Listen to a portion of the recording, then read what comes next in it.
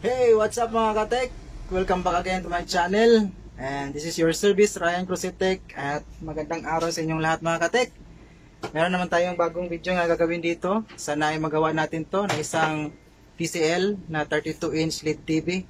And bago tayo mag-umpisa mga katek, kaya tingnan nyo muna itong aming shop mga katek. Bago lang kami naglinis. So ayan, medyo malinis na siya mga katek. At shoutout natin sa ating kaibigan na sa likod, Ninyo Tech PH. At ito po sa aking likuran, si Alvin Tech. So ngayon mga katek ay shoutout muna natin yung mga bagong kaibigan natin dito na bago sa ating channel. At may isang matagal na shoutout kay Sir Nestor Palos. Shoutout sa iyo sir. At kay Kyle Aaron Calapano, shoutout. At kay Aming Tech Vlog. At saka kay Vijon Borgito at James Benyosa na bago nating kaibigan. Salamat sa pagtagilig sa aking mga video mga boss. At ngayon, simulan natin ito mga katek.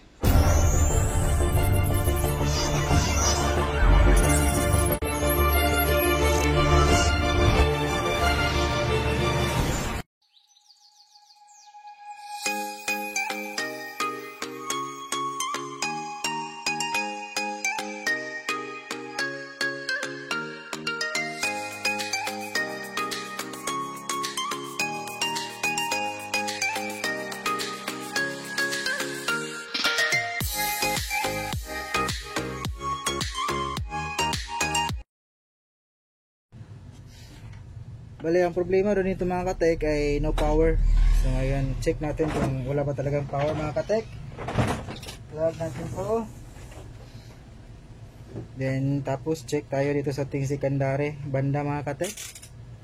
Itong yung mga diode na ito. Check natin. Wala siya mga katek. Itong 12 volts na diode. 0 pa rin siya mga katek. So digit nga talaga ito mga katek. I-check na natin itong ating primary filter mga katek kung magkaroon ba ng voltahe.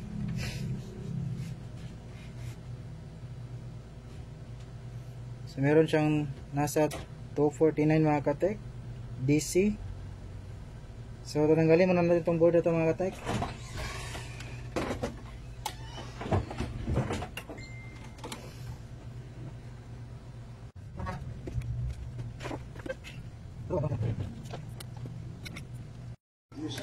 So ngayon mga katek, ang nakita natin dito ay okay naman itong filter niya mga katek. Kung makita nyo sa resistance,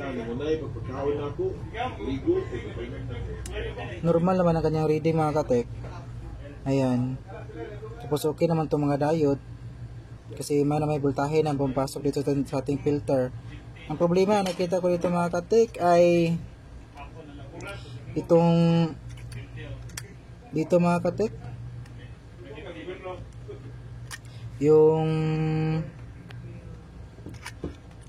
PWM natin na ito mga katek. Yung PWM natin na ito, bali ito yung pin sa supply niya, nasa mga 12 to 15 volts ang supply dito mga katek. Kaso lang ang pagka-check natin ay grounded siya, pati yung pin 1, 2, 3 grounded siya mga katek. Okay naman itong MOSFET transistor natin, itong regulator, kaso ang problema nito ay yung ating PWM mga katek. So yan mga bro, bali ang gagawin natin dito mga katek ngayon ay i-modify natin itong ating powers mga katek, kasi kadalasan kailangan natin gawin yung i-modify natin itong powers, kasi kapag hindi natin kapisado yung power supply ng isang unit, yun ang gagawin natin. Kasi dito ako nahihirapan kasi hindi ko yun kapisado itong mga voltahe sa ating secondary voltage mga katek. Kasi hindi mo gumana itong ating pinalit na PWM dito. So mga katek, bali tatanggalin muna natin itong mga sira mga katek. Tatanggalin natin to, tapos itong opto pinalitan ko na to kasi sira to eh. And pagkatapos natin ma-clear yung power supply mga katek, pwede natin ilagay itong ating modified na power wires. Kasi kapag hindi natin na-clear yung mga sira dito, magkakaroon ng baka mag-alboroto itong ating power supply mga katek.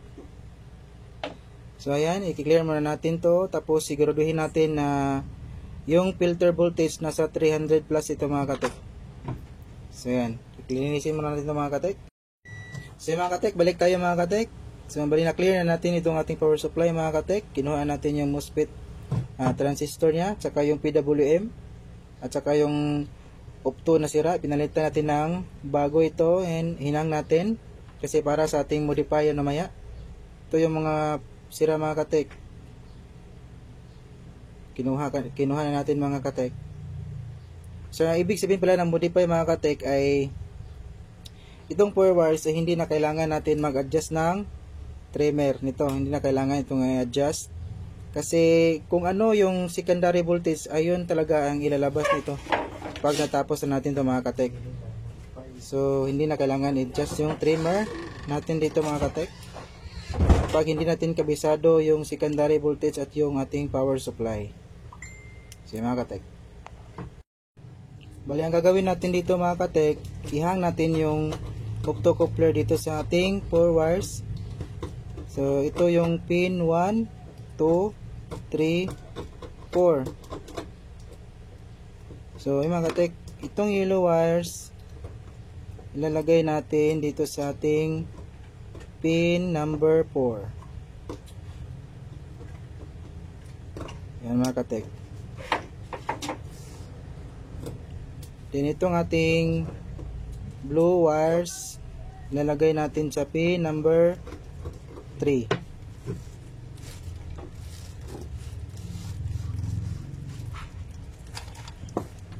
Pagkatapos nito mga katek,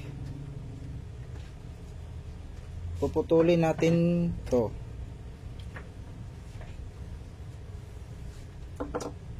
Kahaba-haba.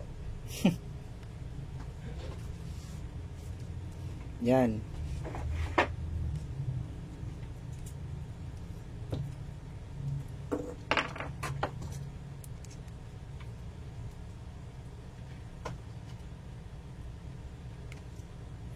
Ayun. Yun o. Tapos susolda natin to.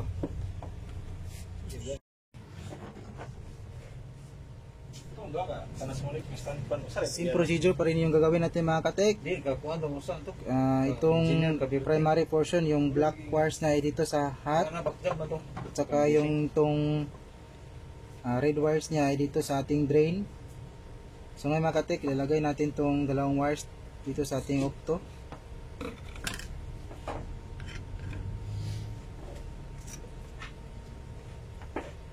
Pero itong yellow wires mga katek ay dito sa ating pin number 3.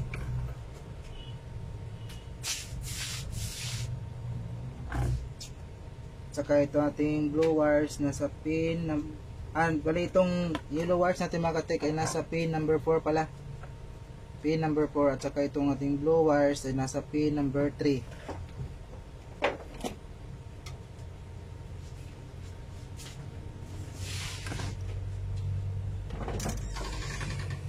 So ayan siya mga katek. Sana nasundan nyo ito mga katek. Yan.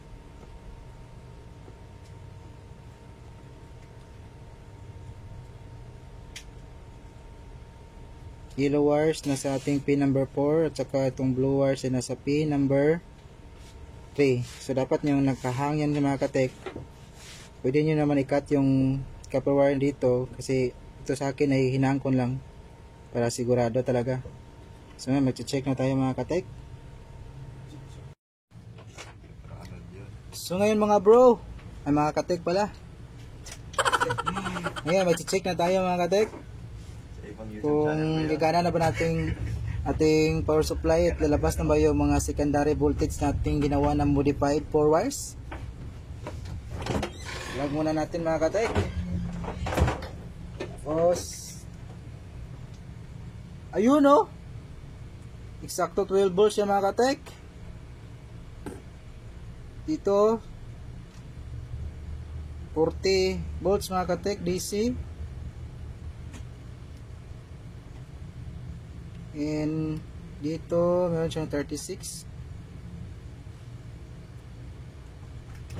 So yung mga katek, lumabas na yung mga secondary voltage ng mga katek.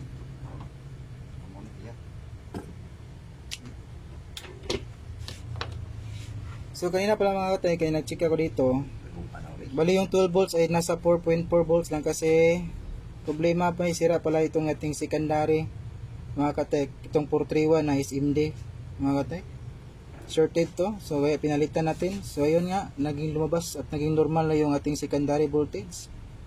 So mga katek, try natin ikabit natin itong ating board itong sa ating unit mga katek. So yan mga katek, tapos na natin may arrange itong ating modified powers mga katek. So ayan, ito yung mga connection niya mga katek. And nakabit na natin dito sa ating unit na TCL. So ngayon ay mag-voltage checking tayo mga katek. So try natin paandarin ito mga katek, yung ating unit na ito.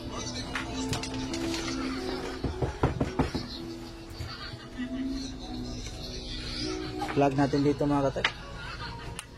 Yan, voltage checking tayo dun sa ating secondary. So mga katek, meron siyang 12 volts. Tapos itong meron siyang 37 volts. Yun nasa mga 36 volts siya mga katek. Pa tayo sa ating left hand.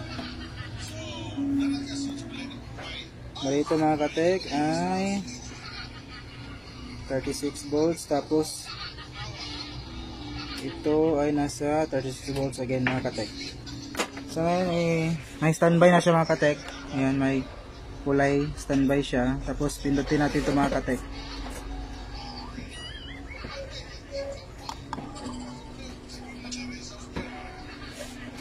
Ayan. So ang voltahe dito nasa 12 volts pa rin to. Ayan, tapos itong ating nasa 35. Tapos ito para sa backlight siguro to, nasa 57 volts siya mga katek. So ayan, tingnan natin dito mga katek sa ating unit.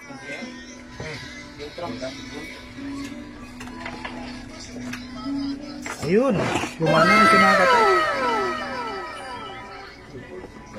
So ulitin tayo mga katek kasi medyo pangit. Check natin. So on natin ulit mga katek. Ayan. So ayun oh. Ayun mga katek.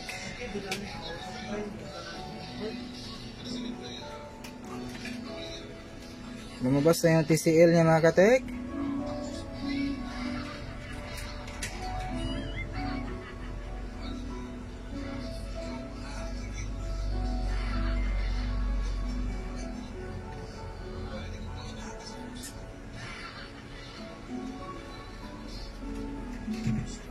Medyo matagal pa nag-start up itong Android na TCL mga katek.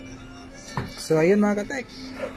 So balik, close muna natin ito mga katek. Tapos testing tayo ulit. And lagyan natin ng signal mga katek. Balik tayo mga katek. Tapos na natin may sara itong unit mga katek. At ito yung powers natin nilagay doon. No? Saktong sakto lang mga katek. And yan mga katek, lagyan natin ng flash drive. Tapos pandarin natin to. Plug natin mga katek. Tapos ito yung remote nya. Pindutin natin itong power. Ayan.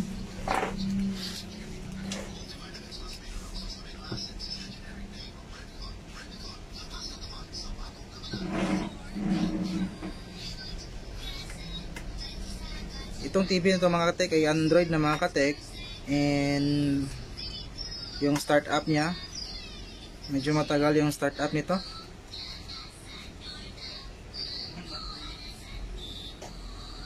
Ang dami pang mga pa-view.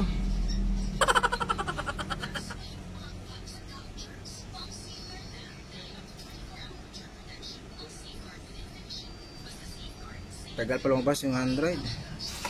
So punta tayo ngayon sa source mga katek.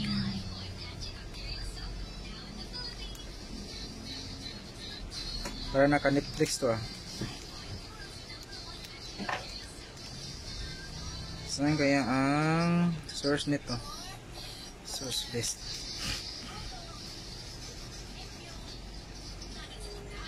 Naku po, hindi ko alam kung paano ito gamitin. Yung nasan yung source dito.